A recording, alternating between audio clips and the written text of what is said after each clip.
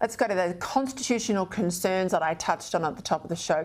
This is a new paper written by an academic, Nicholas Aroney. He's a professor of constitutional law at the University of Queensland, so an expert. He has found the PM's Voice proposal will give the Commonwealth the incredible power to legislate regardless of whether the Commonwealth currently has the power to do so, just because if the Voice makes a representation on a particular issue, a new, what's called a head of power, will come with that representation.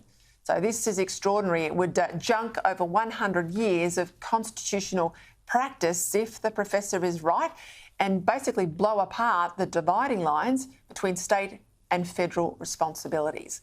Let's discuss this now with legal affairs contributor at The Australian, Chris Merritt. Well, Chris, what do you think about the findings of this paper? Well, until now, I thought that the biggest problem with the Voice was the destruction, or the proposed destruction, of the doctrine of equality of citizenship.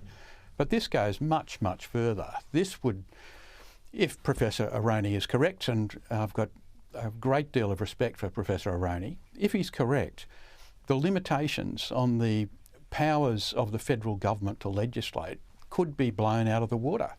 All that they'd need would be a representation, a recommendation from the Voice. This does not have to be within the jurisdictional limits of the Commonwealth. The Voice can make a representation that goes beyond the current jurisdictional limits.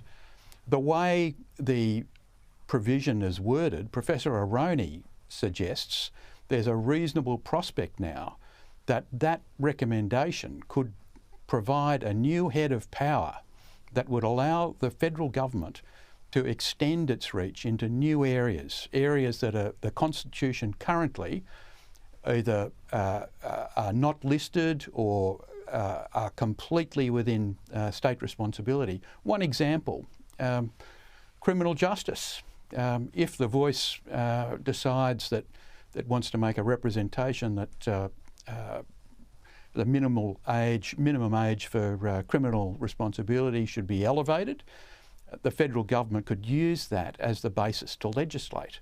Now, if you think this through, that affects all states. That could wipe out state responsibility for those matters. But the political implications are the thing that's really interesting.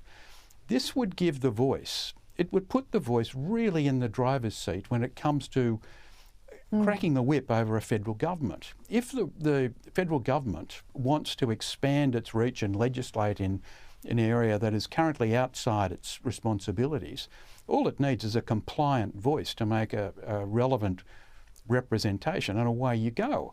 The potential for obliterating the restrictions on federal power that are already outlined in the Constitution are real.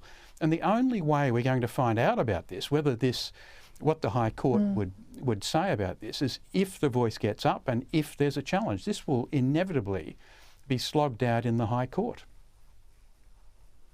Chris, I want to ask you a question too. One of the things that's concerned me from day one was if the Voice makes representations, as it says on our ballot papers, about matters relating or pertaining to Aboriginal people, and if the government takes the Voice's advice, does it legislate then only for Aboriginal people, which I think is abhorrent, that there are laws then made through the Parliament based on race only?